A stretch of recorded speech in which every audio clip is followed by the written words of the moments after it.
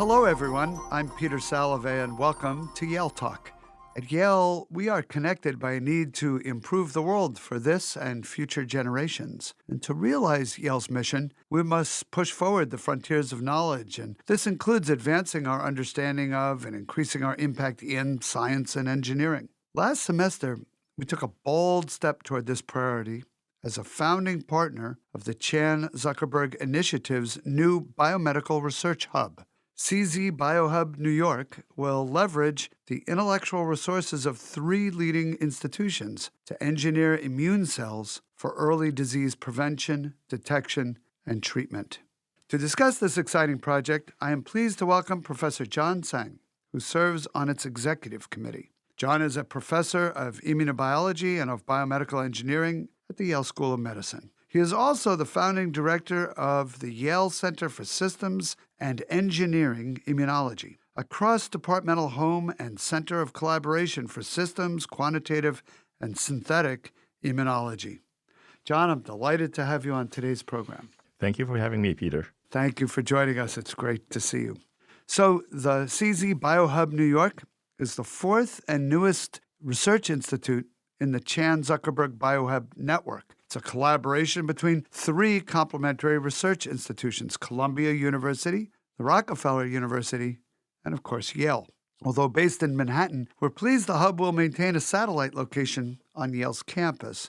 So before we delve deeper into the science, maybe you could tell us a little bit more about Tsang Zuckerberg Biohub Network and this particular part of it. Sure. For those of you who may not know, so Tsang Zuckerberg Initiative was founded as a philanthropic foundation with funding from the Facebook founders Mark Zuckerberg and Priscilla Chan, his wife. So back about 6-7 years ago, they conceived of this idea of funding biomedical research hubs with the idea of bringing leading research institutions locally together to facilitate interactions and, more importantly, collaborations to tackle major challenges in biomedical sciences. The idea is that with a physical hub, they can provide the foundational resources and infrastructure to help facilitate those interactions and also to pursue long-term ideas. So that was founded initially in San Francisco. Right. When I go to San Francisco and I'm on 101 going into the city from the south, Yeah. it's all on the right side of the highway, right? Yeah. That new construction. Yeah, they're very close to the UCSF new campus. So they bought in UCSF, UC Berkeley, Stanford, 3 Bay Area local institutions, and they come together to pursue ambitious ideas in cell science as well as infectious diseases. So that was its beginning. And about 2 years ago, they decided that was a success and they wanted to expand this idea to other regions in the country.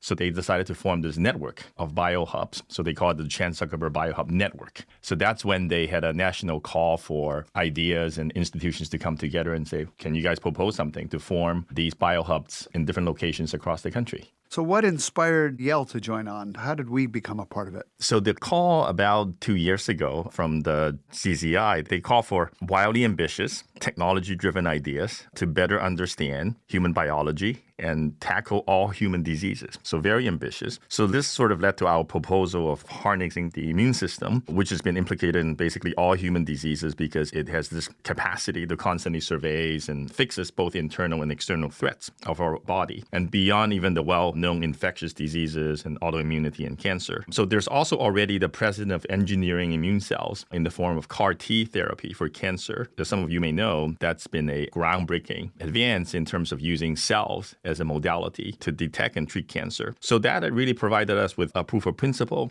that this ambitious of idea of developing these immune cell sensors may really be allowing us to extend to other diseases and conditions. Right. So this node in the Biohub network will be focused on immune cells and immune cells as sensors. And it'll be researchers from Yale, from Columbia, and from Rockefeller all working together on this particular issue. Exactly. Let's stay with the science a little bit. You use this phrase, using immune cells as sensors. And I think that's going to be new to a lot of people who are listening. And I know that Typically, we use lab tests and blood work, maybe even try to look at actual organs and tissue, but that's hard to do, right? Sometimes the actual diagnostic work is invasive. Sometimes it's inaccessible. So tell us a little more about using immune cells as sensors. Right. Yeah. So this notion that the immune cells as sensors really stems from our observations in immunology. So our understanding of the immune system often comes from seeing how it combats infectious diseases. And if you think about an infection, there's various sensing going on. At the site of the infection, for example, you have local immune cells and other cells that will detect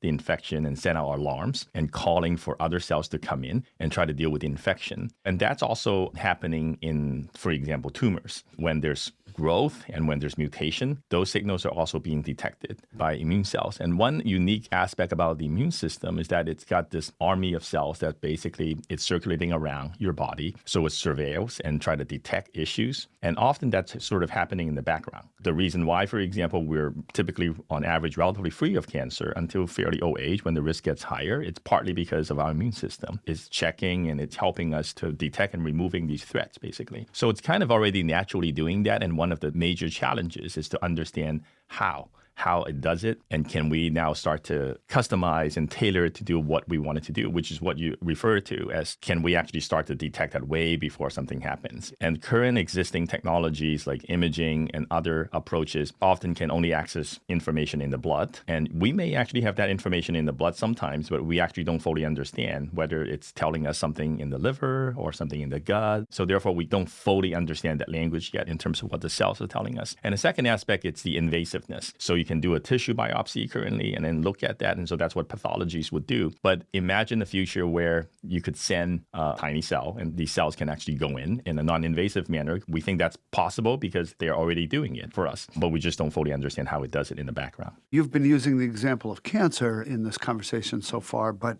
I understand that you might be able to use immune cells as sensors for Parkinson's or Alzheimer's or other kinds of neurodegenerative conditions. Can you say a little more about that? Sure. So the diseases you mentioned, including cancer, they often have a long sort of developmental window, time scale. Another disease that we thought about was autoimmunity, for example. So it takes years for these to develop, and we don't fully understand, especially some of these early processes that drive the system out of so-called homeostasis. So typically when we're healthy and things are going well, our tissues and organs, they are functioning in this homeostatic mode, so to speak. But sometimes certain things happen. For example, we may have a severe infection that may damage certain tissues, and that starts to change the status of the tissue, and the system may start to go outside of its comfort zone. So that's typically when immune cells can come in and start to detect some of these signals and start to revert them back. So for all of these diseases that you mentioned, we believe that there's a large window through which we can understand some of these early signals, and then we can send immune cells in and detect those signals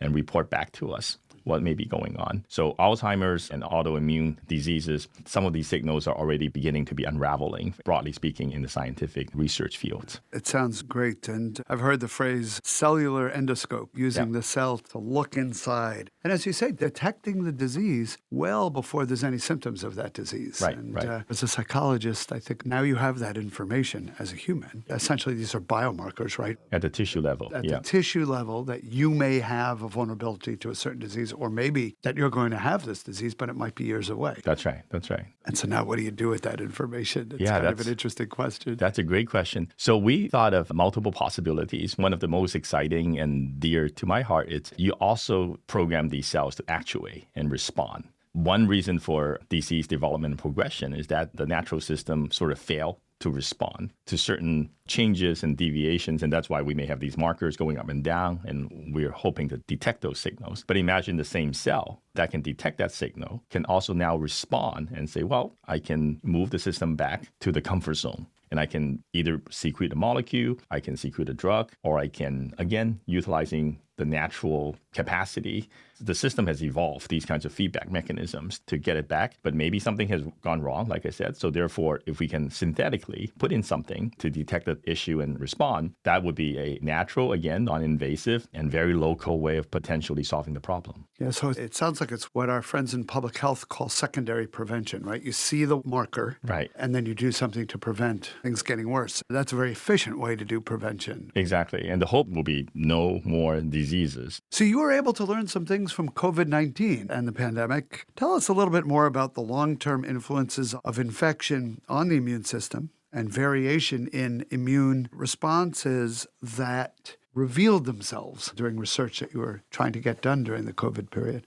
Sure. Well, I'm glad you asked that, Peter. Actually, that also was a good example showcasing why we wanted to pursue what we proposed for the Biohub. So in my own lab, we've been long studying the basis of immune variation in the human population. For example, why do two individuals, seemingly very similar age and sex and even from the same region, when they receive a vaccine or when they see an infection like SARS-CoV-2 and COVID-19, can have very divergent different responses? And why is that? So obviously, genetics can play a role, but the immune system is also very environmentally driven. So it remembers our exposure over time to infections and other types of stresses. And so therefore, when you look at an individual in adulthood and ask, why is it that two individuals may have different types of responses, often you find that genetics actually play relatively small roles in those situations. Measuring and understanding the status of the immune system of that person at that moment in time is very important. So advances in technology in the past decade or so has allowed us to comprehensively measure a lot about their immune cells and their state and so on. But it's often still limited to blood. We can draw blood from individuals and look at all sorts of immune cells from that tissue. But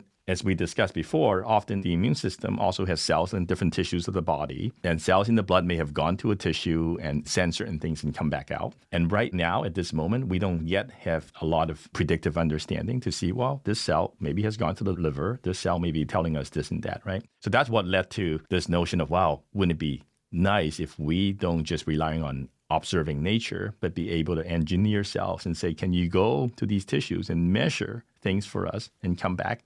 So that would provide a fuller picture of the immune status of the individual. Now, back to your question about how COVID-19 and the infection has taught us. It's been a long-standing question on how, when you measure two individuals, they may look very different in terms of their current immune states and status. But where does that difference come from? Is it through some past exposure or some other perturbations they've had? Again, beyond genetics, right? So this opportunity to ask this question came up at the early phase of the pandemic when, if you recall, back in March 2020, we had this very big wave, and then many people were exposed in a given community. So then we thought, wow, that's a very nice natural experiment to look at individuals who got infected, but many of them still recover nicely and they look healthy again. This was all before we had vaccines. Before we had a vaccine. You may also recall back in 2020, because of all the public health measures, there was just COVID-19. There's no flu, not much RSV. So it was one of the cleanest human experiments you could imagine, natural experiment. So you got a group of people who got COVID, recover, and became healthy again. But you could still find a set of individuals who are matching in age and coming from the same region. And then you can ask the question, did that exposure change the immune system in ways that we didn't expect?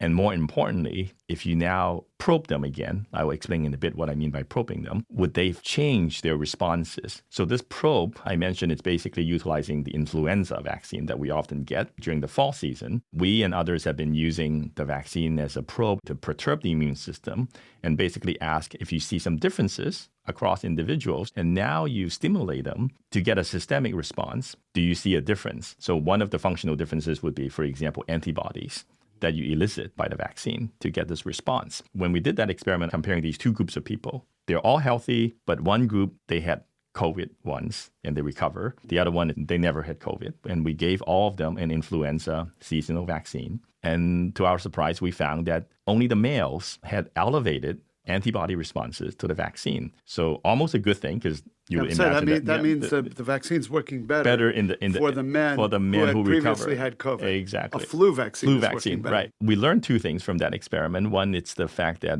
the immune system can have one exposure to something totally different, in this case COVID, but yet their immune system didn't return fully back to the baseline original status. And now, especially the COVID recovered males, they have a more intense response to something different, in this case, in the influenza vaccine. And the second interesting thing is the sex dimorphic nature of the immune response and how males and females, they may have been exposed to the same things, but their responses were different and their long-term impacts are also different. And now you can extrapolate and say, wow, the immune system is constantly being calibrated. It's changing. So we learned quite a bit about the molecular and cellular nature as to how such an exposure event may change the immune system and under what time scale they may change again. Very, very interesting. And so you could see this a little bit as a silver lining of COVID. I hate to ever talk about silver linings of COVID. I mean, people died, people were very sick. But it's not just that we now know how to teach through technology in ways that we didn't before. We were able to actually conduct immunology research that we might not have been able to do otherwise and learn something quite interesting. One of the things I always ask anyone on our faculty who speaks with me, particularly when the program is about their research, is to also talk about their role as an educator on our campus. Could you talk a little bit about the teaching you do and to whom and in what context? Yeah, so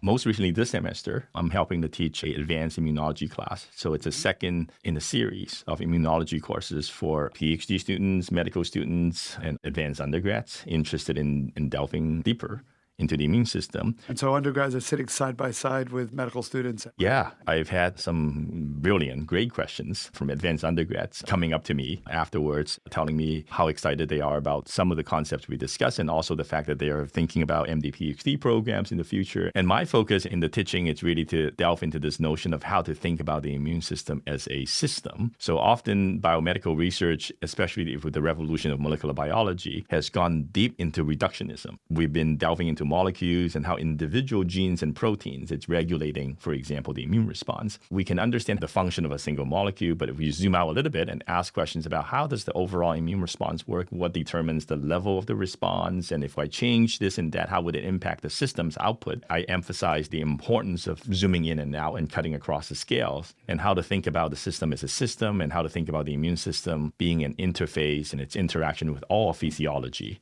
as an important element of understanding the immune system. And also how to use quantitative, computational, and data science approaches. So you're doing both, right? Your lab, which is located in our new facility at 100 College Street, which is also where the psychology department is and where my faculty office is. You're using both experimental approaches. You have a traditional looking lab, but you're also integrating them with computational approaches. And you must have a computer cluster there too. Are there many labs that are kind of a double threat in that way, or are you kind of different? We are relatively unique, but it's being recognized as more common. Grad student, postdoc fellows, they're learning and being trained into thinking across these approaches, both on the experimental side and thinking about the design of experiments. The kind of natural human experiment that I mentioned, it's actually also one type of experiment that we think about. And also technologies. It's very important because measurement technologies and how to measure to obtain the necessary information. And then finally, when you have all of this data that now you get from these advanced technologies, how do you transform the data into biological insights? So that's where a lot of the computational advances in AI would come in.